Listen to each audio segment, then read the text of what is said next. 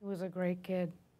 He was a good boy growing up. He was a great kid. He loved the military, always loved whatever branch. He would see somebody in the grocery store and he'd go up and he'd shake their hand, and he loved being a Marine. Was He that loved something what- he'd wanted to be for a long time? For as long as I can remember, he wanted to be a Marine. And I mean, I heard you were actually watching television news coverage of the situation in Chattanooga. Were you immediately worried that Skip might be involved?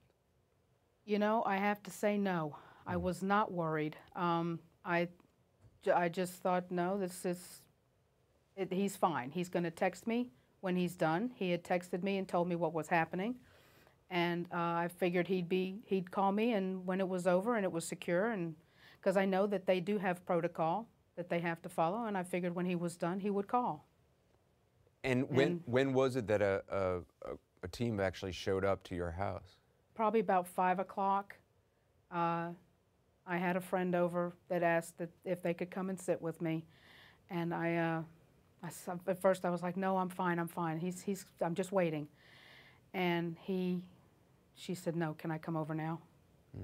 And she sat in one chair and looked out the door and saw the car and told me not to get up, and then she said, when they came up to the door, I heard her say, you've got the wrong house. No, you've got the wrong house. And that's when I got up, and I'm just so thankful that she was there because she held me up. That's not something you want to see. Yeah. I know there's a memorial set up for Skip at his former high school in Georgia, and you visited that memorial. I mean, I can't imagine what that was like. That was tough. That was tough. His ROTC friends at the school set it up, and they came by the house when they were done, and they loved him. I mean, Skip was friends with everybody. It didn't matter if you were the lone sheep in the group. Skip was going to be your friend. He was going to take you under his wing, and he was going to protect you. He was going to make sure that everybody got out before him. That's always how he's been. You know, when you and I spoke earlier today on the phone, you told me a story, and if you don't mind repeating it, you used to go to Disneyland a lot, Disney World. Yeah. When he first turned 3, I started taking him to Disney World. 3 years old, wow. He was 3. And that became a tradition. Every year until he graduated high school, we went to Disney World every summer.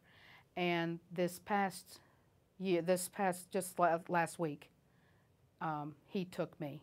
He took you? He took me. And he picked the hotel, he bought the tickets, he did everything. And it was, as a matter of fact, the first day that we got there, he was honored as the service member of the day at Magic Kingdom, where he got to do the flag retreat. He was over the top thrilled. And that was just last week? It was just last week. Wow. And he was just, he kept saying, he says, this is the best trip ever. Wow. This is the best one ever. It's all he kept saying.